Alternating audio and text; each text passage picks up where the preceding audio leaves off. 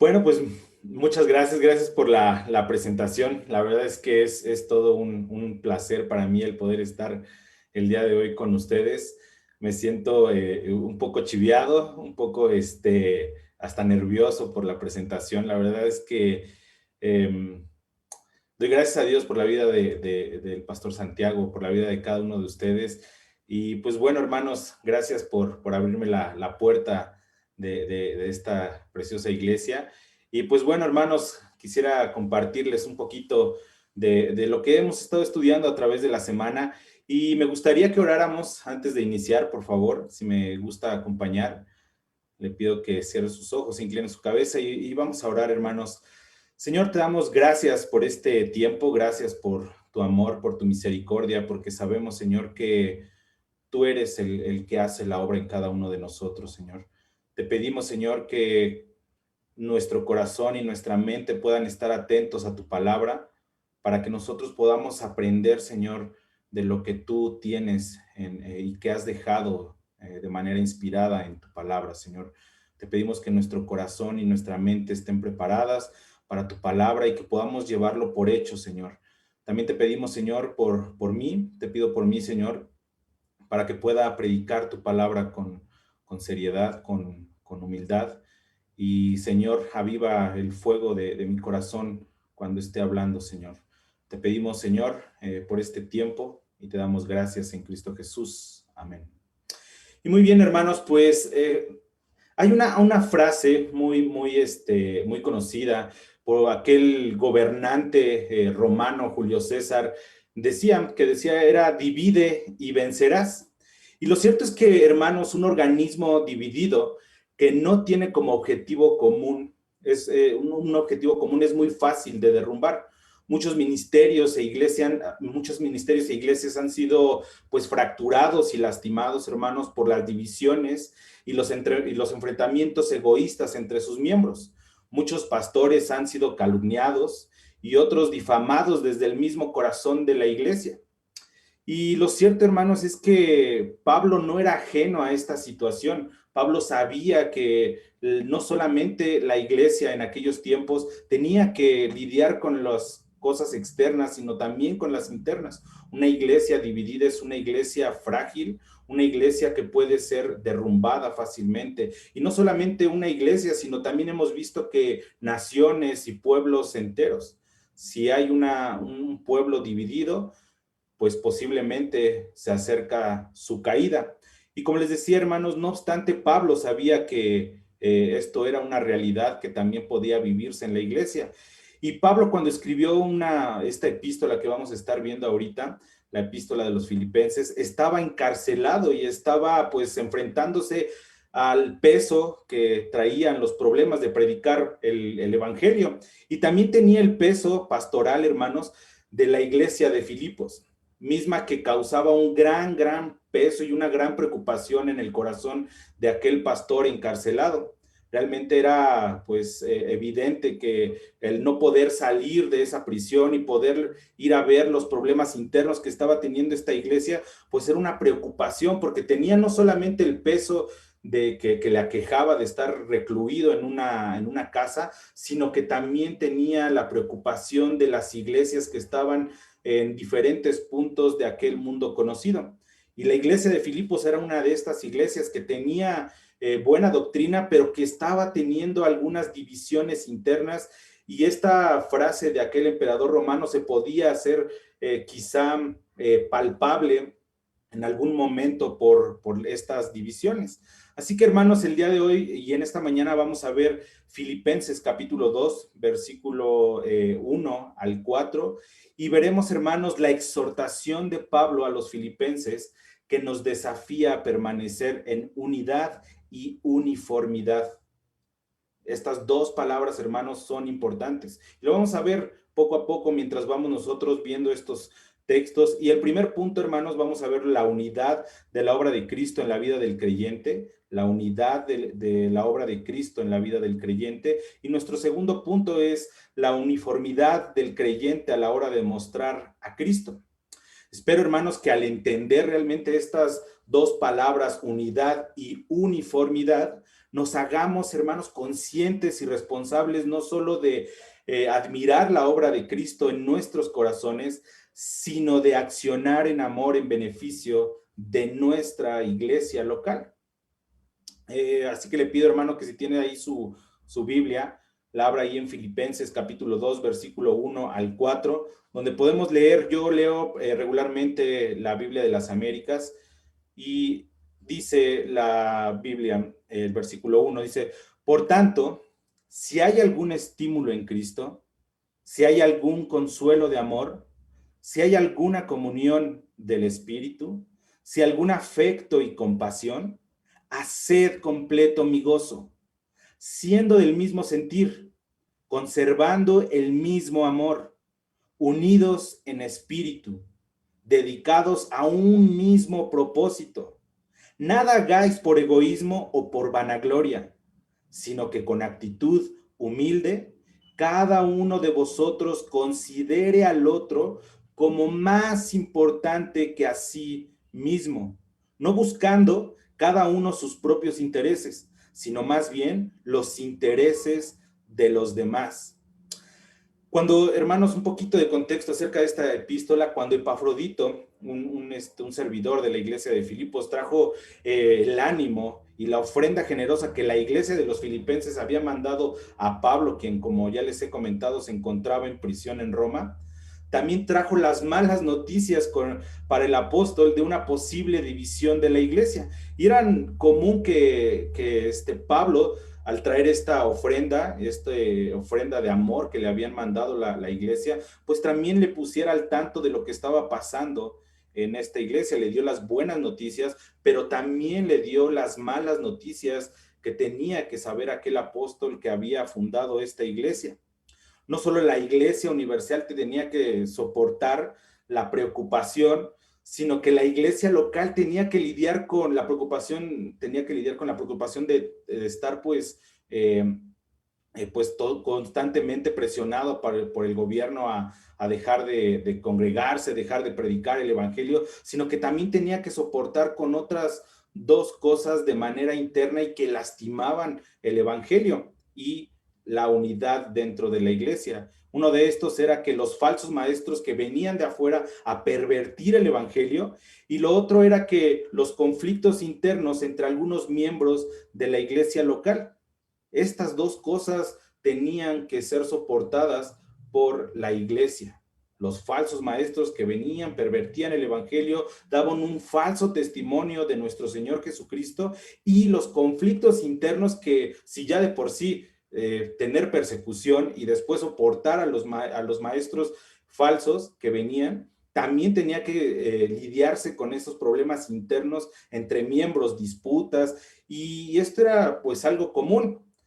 El Señor y el Dios Padre, nuestro Señor Jesucristo, había hecho madurar a Pablo y sabía que la verdadera unidad espiritual viene de dentro y es causada por la obra de Cristo en el corazón del creyente, hermano. Esto se lo vuelvo a repetir: la verdadera unidad espiritual viene de adentro y es causada por la obra de Cristo en el corazón del creyente. Así que vemos nuestro primer punto, hermanos, ahí que es la unidad de la obra de Cristo en la vida del creyente, versículo 1 al 2.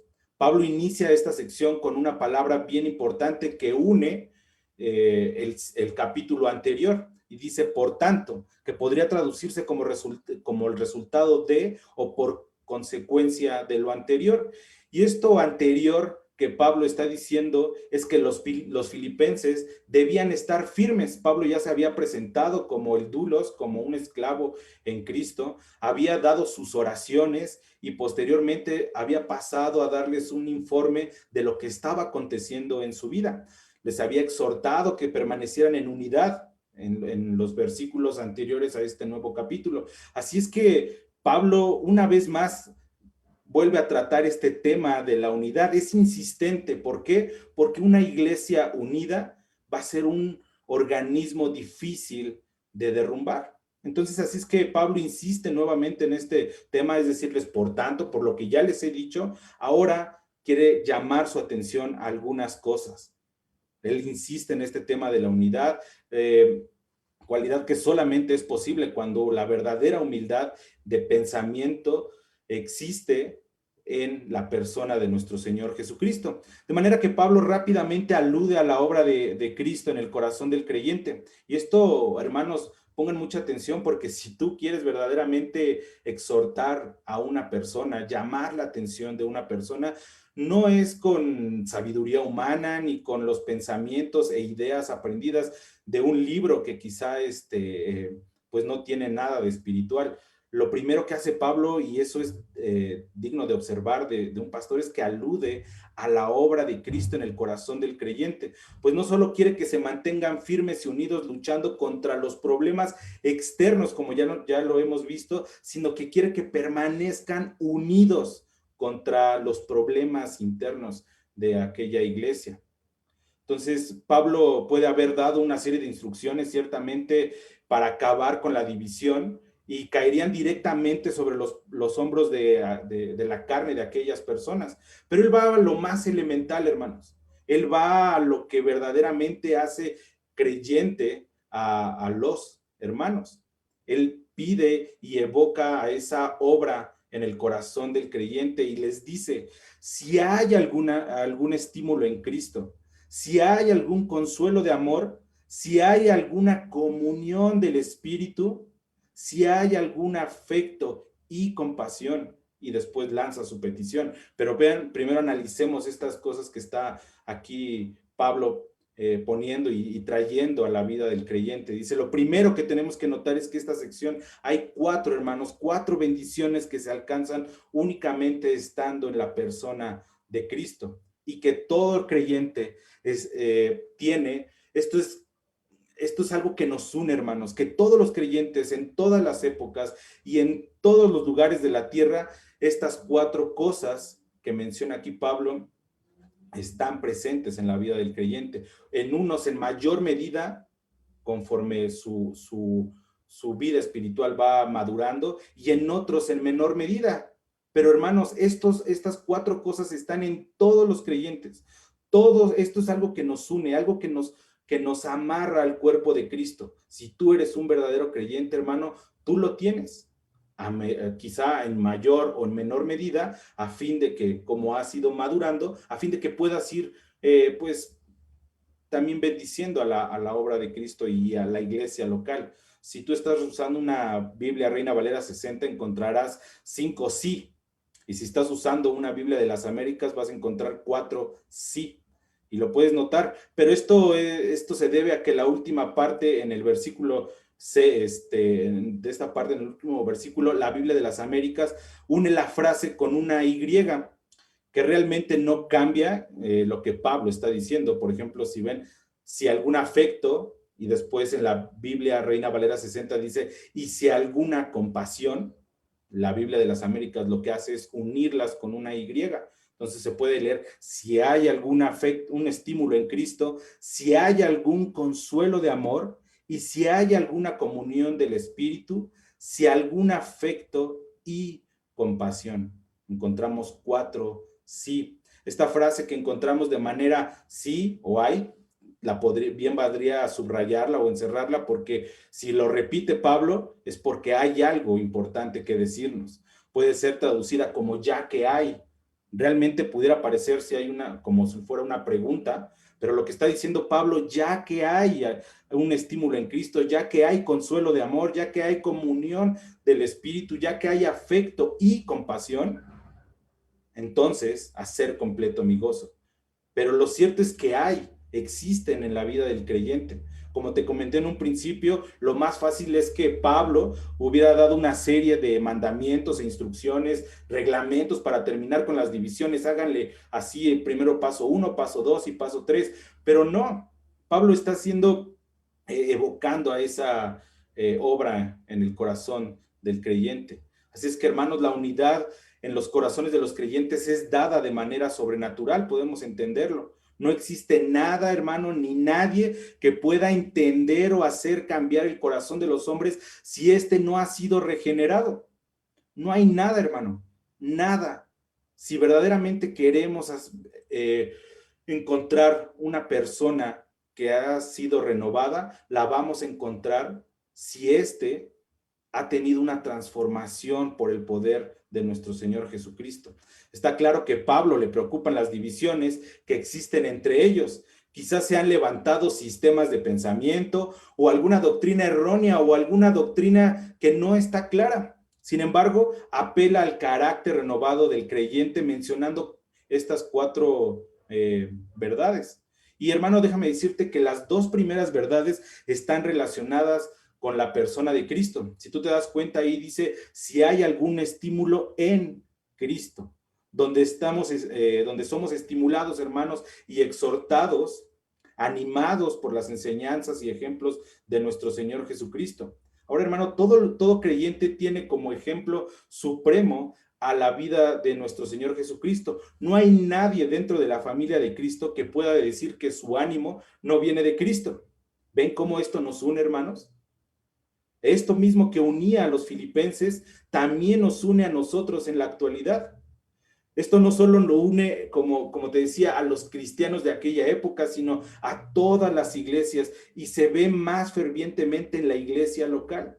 Si hay un estímulo, y esta palabra de estímulo, hermano, es como aquellos bebés cuando les pegas en el pechito, en la espaldita, para que tengan una acción de eructar y se sientan mayormente aliviados. Es la misma forma, esto nos estimula así el Señor, nos estimula para que nosotros podamos hacer algo, para que nosotros podamos llevar a cabo lo que vamos a ver a continuación. La siguiente frase que nosotros vemos es, si hay algún consuelo de amor, y también la encontramos relacionada con la persona de Jesucristo. El consuelo de amor es el que el Señor nos ofrece a nosotros, los pecadores indignos, mediante la gracia salvadora. Él derrama su amor, hermanos, constante a todos los creyentes, quien a su vez aman a sus hermanos en la fe. Y esto, hermanos, también es una característica en nuestras vidas. No existe miembro genuino que no esté bajo este mismo vínculo en la persona de nuestro Señor Jesucristo. Ahora, ¿te das cuenta? Hay otra cosa que nos une de manera general en la congregación, en la iglesia, y es el consuelo de amor que tenemos en nuestro Señor Jesucristo. Dime qué persona que no sea un creyente no está unido por la consolación de la salvación. Todos los creyentes estamos unidos bajo esa misma consolación. ¿Puede usted notar, hermano, cómo es que estamos unidos en Cristo? ¿Puede notar cómo es que nuestra unidad no radica en sentimientos o en emociones nacidas de un corazón engañoso? Nuestra unidad está amalgamada y cimentada por la obra de Cristo. Si hay algo que une a los creyentes, es la obra de Cristo. Ahora, las siguientes dos afirmaciones de las de ya que hay, porque sí los hay, tienen que ver con el Espíritu Santo. Y vean lo que dice, si hay alguna comunión del Espíritu, y esto, hermanos, no solamente los tenían los filipenses, también lo tenemos nosotros. Esto nos motiva a la comunión del Espíritu. Esa palabra tan escuchada y tan conocida dentro de nuestras iglesias, que es la coinonía, que nos hace participar, que nos hace tener comunión, que nos hace estar juntos. Esta comunión es íntima porque cada creyente, hermanos, es el templo del Espíritu Santo. Este mismo Espíritu representa el sello y las arras y la garantía de que somos de Cristo. Prácticamente es como si Pablo nos estuviera diciendo, ¿acaso existe algo más grande que nos haga más unidos que esto? Y la respuesta es obvia, no lo hay. Si tenemos al Espíritu Santo de Dios en nuestras vidas, entonces tenemos comunión, porque participamos de las mismas cosas. La respuesta, como les decía, los filipenses debían de pensar y reflexionar y decir, pues no hay cosa que nos haga más unidos que el Espíritu Santo. Son las arras, es el sello de que somos de Cristo. Y la última de las afirmaciones está ligada, hermanos, a lo que hace el Espíritu Santo de manera práctica en la vida del creyente. Y dice, si algún afecto y compasión. Es decir, a través del Espíritu Santo es que nosotros soportamos, animamos, amamos a los hermanos y nos compadecemos de ellos. en sus debilidades y pruebas estamos juntos, oramos. Cuando el cuerpo es lastimado por una parte, el mismo cuerpo se duele en todas partes.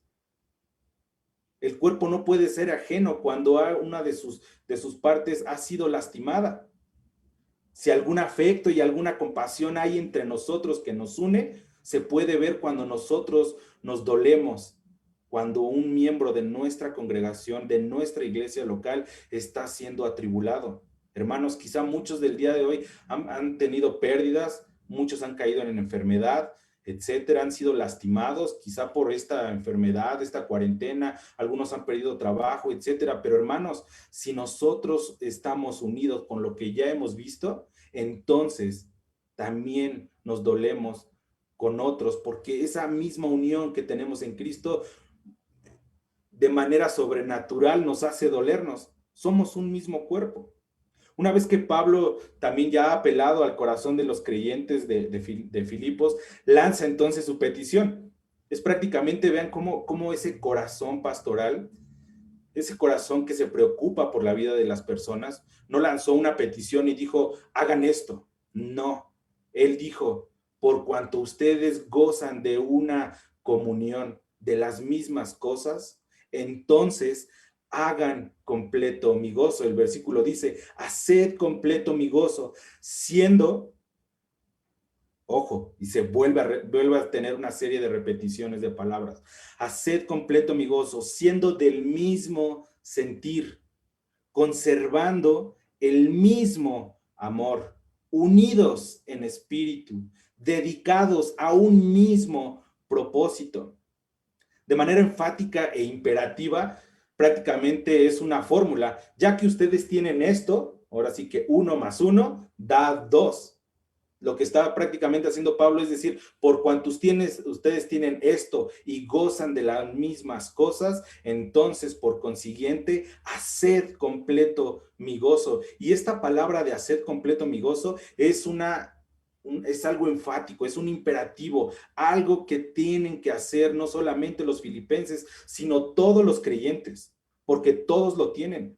Como les he dicho, unos en mayor medida debido a su madurez espiritual, pero los más pequeños también lo tienen y tienen que hacer esta acción, hacer completo el gozo de su líder, en este caso de su pastor, quien les ha estado alimentando. Y vean lo interesante, es que tenemos 4 cosas que también tenemos que poner y que nos mueven a la unidad. Siendo del mismo sentir, sería la primera, conservando el mismo amor, la segunda, unidos en espíritu, dedicados a un mismo propósito. Cada creyente tiene estas cosas en común. Ahora, cada una de estas peticiones tiene palabras similares. Tú mismo lo puedes ver ahí en tu Biblia. Obsérvalas ahí en el texto y dice, siendo del mismo pensar. Es decir, los filipenses tenían que pensar del mismo modo. Tenían que estar alineados y de acuerdo con las enseñanzas que Pablo les había impartido y las cuales vienen de Cristo. Esto te sonará. No solamente los filipenses tienen tienen que ser del mismo sentir. Nosotros también tenemos que ser del mismo sentir, del mismo modo de pensar, estar alineados a lo que enseña nuestro Señor Jesucristo, a estar alineados a la palabra infalible que nos ha dejado el Señor. Dice que debemos estar unidos en espíritu y no se refiere aquí al Espíritu Santo, sino al mismo sentir, a la misma convicción, que tengamos armonía entre nuestro deseo y nuestro propósito, deben de estar tan ligados que nuestro propósito, que nuestro sentir, este mismo espíritu, debe de ser el mismo que nuestro prójimo. Debemos estar alineados a esa misma convicción, que es glorificar a nuestro Señor Jesucristo. Ahora pregúntate, ¿acaso, como decía Pablo, Cristo está dividido? No. Nuestros mismos objetivos no pueden estar divididos. La misma convicción que tiene aquel hermano que se sienta a tu lado cuando estamos de forma presencial, debe de tener ese mismo sentir. Esto es algo que nos une. La siguiente afirmación dice, sintiendo una misma cosa. Y esto evoca el deseo de compartir de manera uniforme con el objetivo de pues, de estar, tener esta comunión. Esta persona debe de tener la misma unidad. Nosotros debemos de trabajar por el mismo Señor. Ahora, hermanos, esta clase de unidad pues realmente nos distingue del resto. Es lo que hace una iglesia fuerte, ciertamente. Entre más unido esté este organismo de creyentes, la iglesia refleja con mayor visibilidad a su Señor. Y esto es algo interesante, hermanos. Los filipenses tenían que estar unidos. No puede haber divisiones. No puede haber, Cristo no está fracturado. ¿Cómo podríamos, hermanos, ilustrar al Padre, al Hijo, al Espíritu Santo si todas estas cosas no están en nosotros? Si el mundo nos ve a nosotros, nosotros debemos de ser la ilustración de Cristo en la tierra, la ilustración de esa unidad perfecta entre el Padre, el Hijo y el Espíritu Santo de Dios. No podemos estar divididos. Tenemos las mismas cosas, tenemos el mismo amor. Cristo murió por nosotros. Tenemos las mismas cosas que por cuáles trabajar. Ahora, nuestro segundo punto, recordarás que es la uniformidad del creyente a la hora de mostrar a Cristo. Y quiero que pienses en esto, hermano. Cierto grupo de creyentes puede tener los mismos preceptos, las mismas enseñanzas y aplicarlas de forma diferente. Unos en su propio favor, otros únicamente en sus familiares, o aplicarlas en aquellos creyentes que amamos y al mismo tiempo no tener ninguna uniformidad.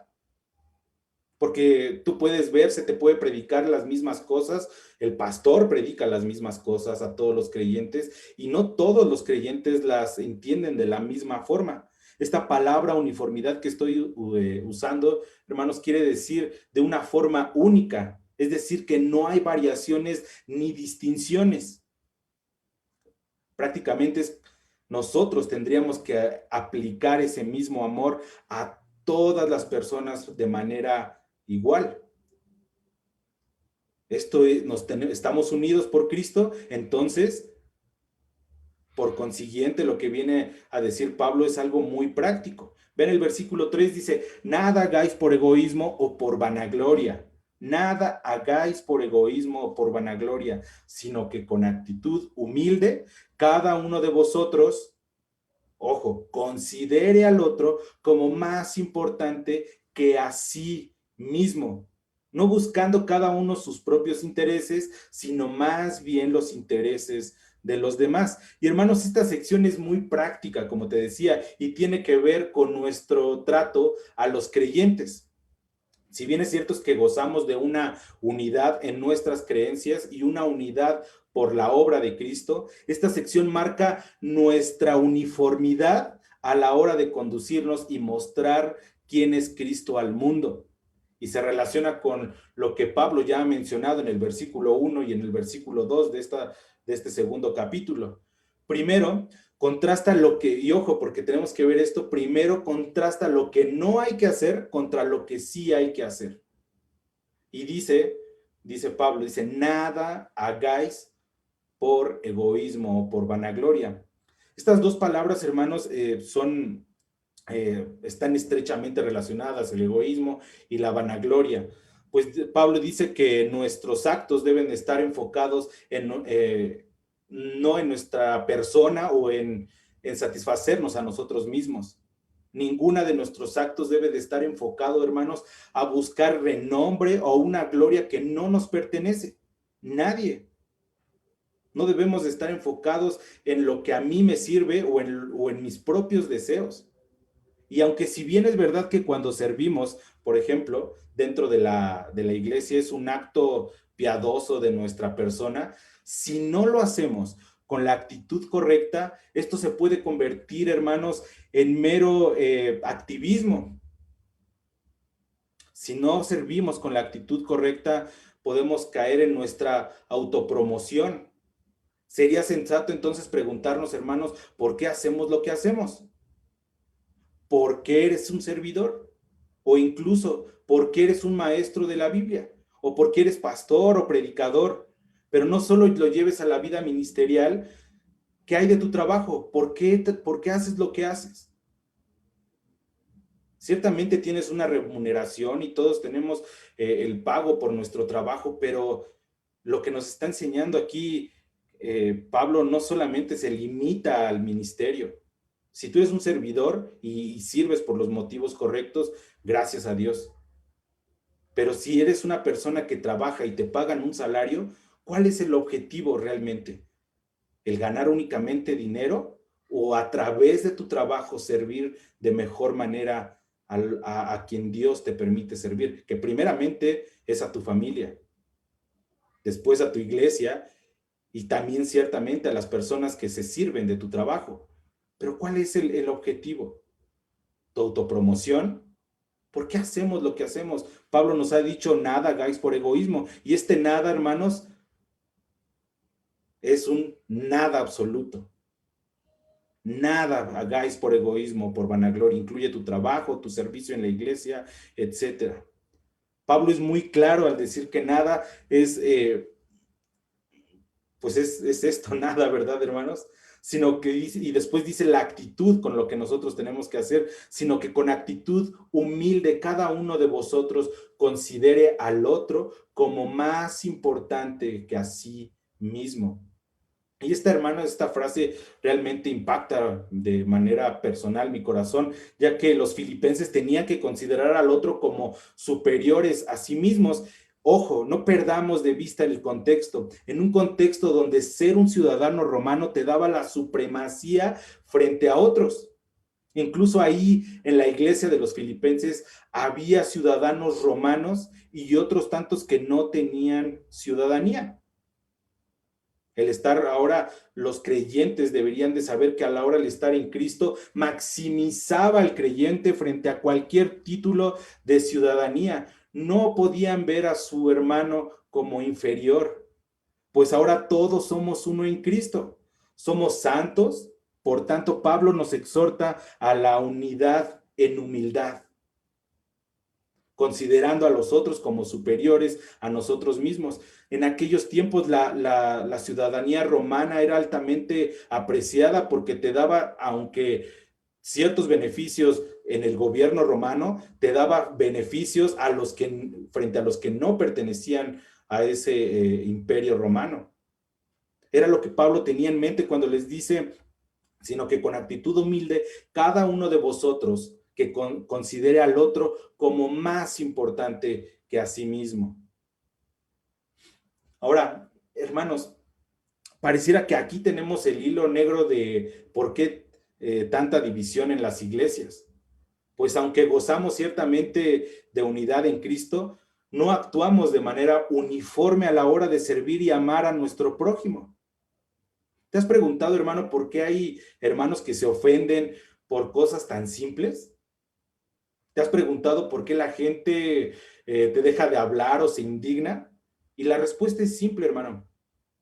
Uno se ofende porque nos sentimos devaluados, nos sentimos menospreciados.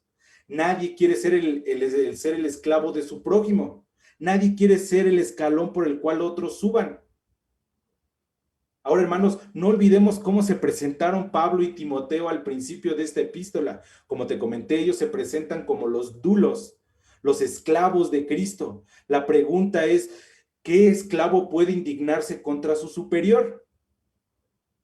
No existe, no puede ser, no hay, es imposible. Ningún esclavo se puede indignar contra su superior. Y leamos otra vez esta parte. Dice, sino que con actitud humilde cada uno de vosotros considere al otro como más importante que a sí mismo. Pablo, el apóstol, Timoteo, el discípulo del apóstol, se presentan como dulos. Como te he dicho, las personas se ofenden cuando se sienten devaluados. Pero hermano, el valor no te lo otorga una persona. Los filipenses sabían que ellos, su valor no venía del reconocimiento de aquellas personas, sino de lo que Cristo había hecho en la vida del creyente. Y hermano, lo cierto es que eres igualmente amado por Dios. en cualquier creyente que cualquier creyente piadoso. Y hermano, esto, o sea, realmente nosotros somos igualmente amados que los otros creyentes de nuestra congregación, pero si tú has escuchado que tú estás, que eres un vencedor y que tú eres una persona altamente importante, hermano, no estás llamado a eso, estás llamado a hacerte, a considerar a tu prójimo como superior que a ti mismo. A eso estás llamado. Hermano, si tú quieres, si piensas que estás llamado a ser la gema que más brilla en la congregación, hermano, te digo, ese lugar ya está ocupado y lo ocupa Cristo. Tú no eres la gema que más brilla. Tú no eres el, el líder que más carismático, al que todos tienen que servir. No, estamos llamados a la unidad y no solamente a la unidad, sino a considerar a otros como superiores a nosotros mismos. Más adelante, Pablo empieza a hacer una descripción de la actitud de Cristo. Y quiero que venga a tu mente la ocasión en donde Cristo lavó pies. Y no solamente se los lavó a sus discípulos preferidos, incluso aquel traidor que iba a entregar a nuestro Señor fue lavado de los pies por nuestro Señor Jesucristo. Esto nos debe de decir la actitud correcta con la que nosotros debemos servir en nuestra congregación, no hacer una distinción.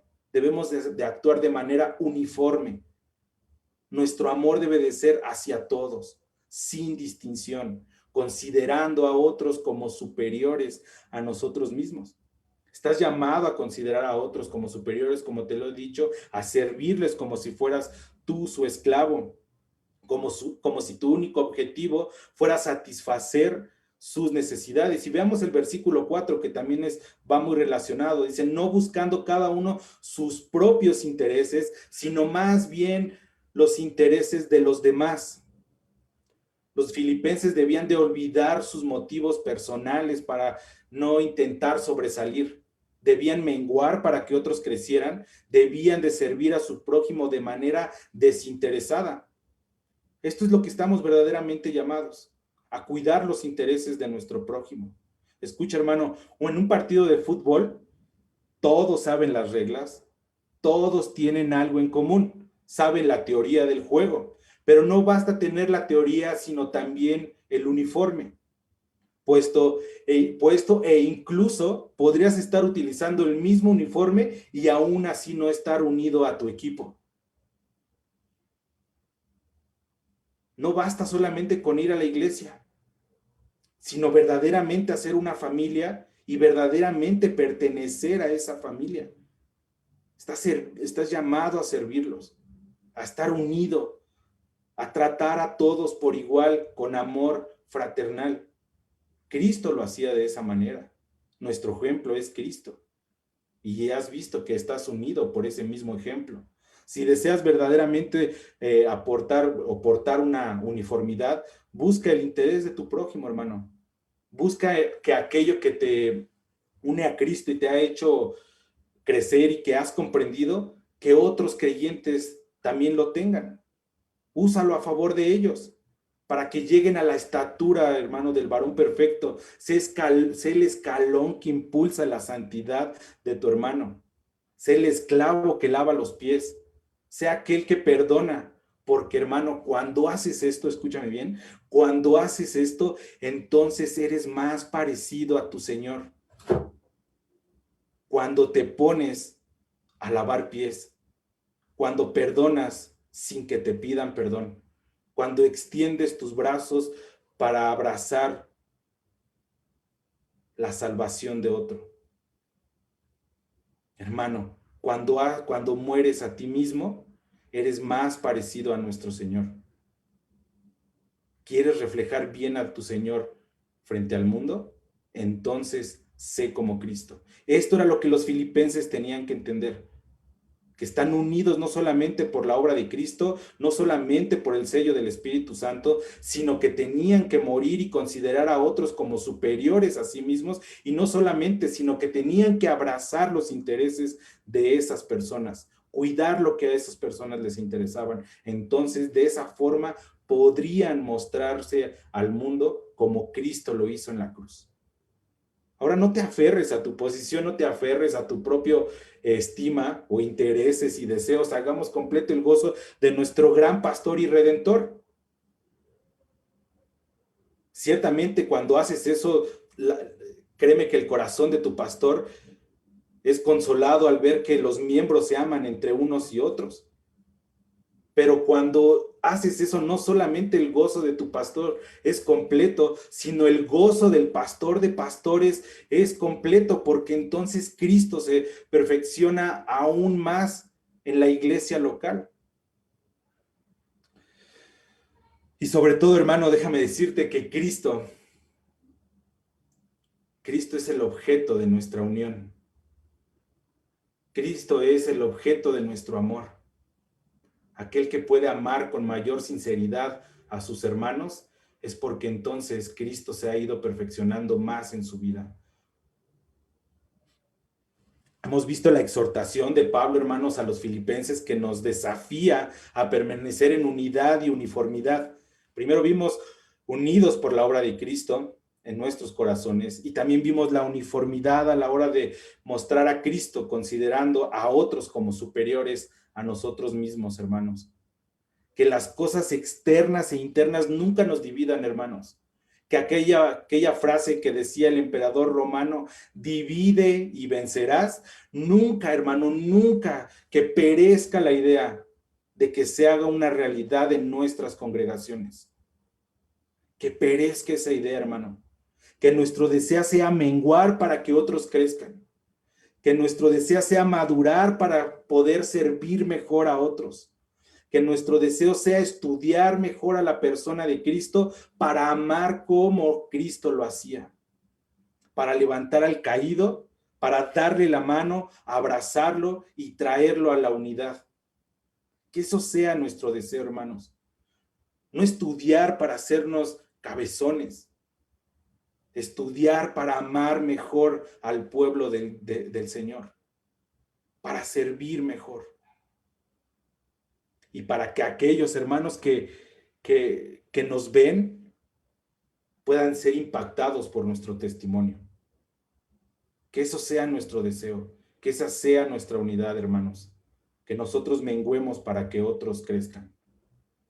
Oremos. Señor, te damos gracias por tu palabra, gracias por tu amor. Gracias, Señor, porque tú eres bueno con cada uno de nosotros, porque podemos permanecer unidos por tu obra, Señor, porque podemos tener el Espíritu Santo en nuestros corazones, porque nos has marcado con ese sello que es imborrable, Señor, que nos mantiene unidos en nuestras congregaciones, que podamos interesarnos por las cosas de nuestro prójimo y que podamos, Señor, dejar actuar al Espíritu Santo en nuestras vidas para amar a nuestros hermanos.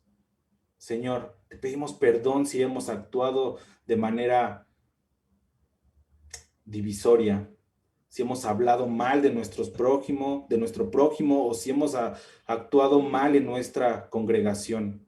Te pedimos perdón, Señor, porque sabemos que tú unes a tu iglesia, no nuestros talentos y no nuestros servicios, Señor. Tú eres en quien hace prevalecer a su iglesia. Te damos gracias, Señor, y te pedimos que siempre nos mantengas unidos para que nosotros podamos reflejar mejor a la persona de nuestro Señor Jesucristo. Te damos gracias por este tiempo, gracias por tu amor y tu misericordia, y gracias, Señor, te damos en Cristo Jesús. Amén.